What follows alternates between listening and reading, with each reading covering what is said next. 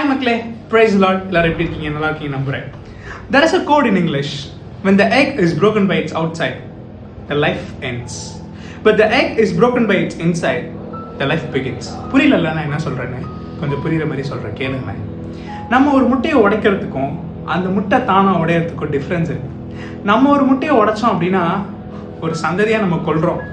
ஆனால் அதுவே இந்த கோழியே அந்த ஓட்டை உடைச்சி வெளியே வந்துச்சு அப்படின்னா ஒரு புதிய துவக்கம் இருக்கு.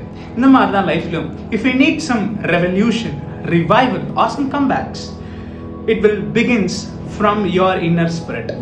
உங்களுடைய உள்ளான அந்த ஆவியிலிருந்து தான் ஒரு எழுப்புதலாக இருக்கட்டும், இல்லை மற்ற எந்த காரியமாக இருக்கட்டும் ஆரம்பிக்கும். ஸோ இதுமேட்டாவது ஏதாவது ஒரு ரிவைவலோ இல்லை ரெவல்யூஷனோ ஆரம்பிக்கணும்னா it begins from your inner spirit. பிடிச்சா எடுத்துக்கோங்க.